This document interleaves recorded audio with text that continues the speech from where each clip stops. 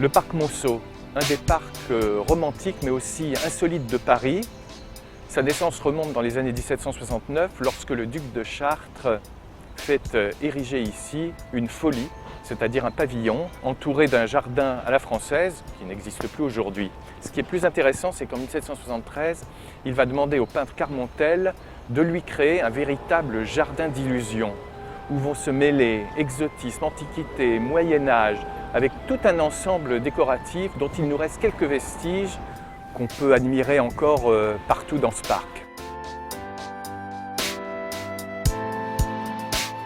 Si l'on ne peut plus admirer un moulin hollandais ou un minaret qui ornait une partie des pelouses du parc, en revanche subsiste de l'époque de Carmontel cette fausse pyramide égyptienne d'inspiration maçonnique puisque le duc de Chartres était franc-maçon.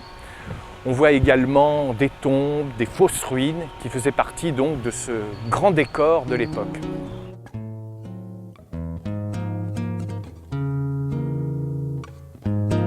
Nous sommes ici devant l'une des plus belles parties du parc, la naumachie. Ce terme désignait les combats navals romains ou les édifices dans lesquels se passaient ces combats navals. Ces colonnes proviennent d'une église de Saint-Denis démolie en 1719 et donnent vraiment au parc un aspect encore plus romantique.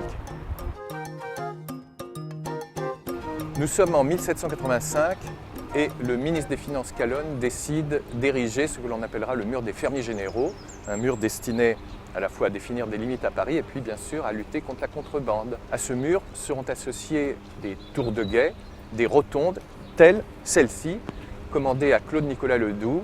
Nous étions en effet aux limites de Paris à l'époque.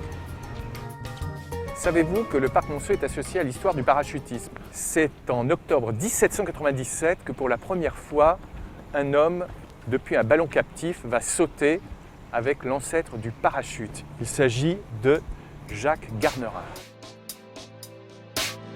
Au passage, à noter cette curiosité végétale avec ce platane planté en 1814, le plus vieux du parc, et ses 7 mètres de circonférence.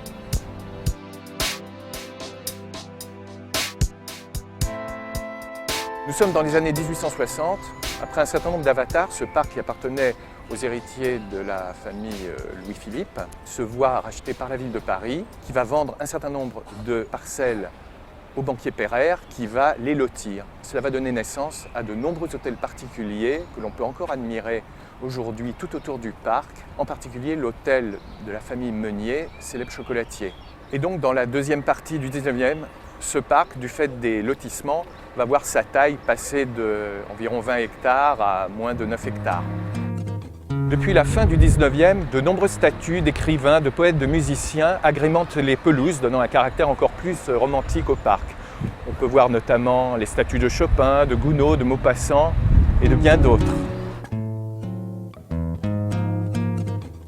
Parmi les artistes qui ont été inspirés par le parc Monceau, il ne faut pas oublier de citer Claude Monet, qui a quand même peint 5 toiles du parc Monceau, ou Gustave Caillebotte. Le parc Monceau a aussi inspiré des photographes comme Eugène Atget ou Willy Ronis par exemple. Parmi les ajouts de la deuxième moitié du 19e, ce charmant petit pont qui nous rappelle très vaguement et en petit le pont du Rialto.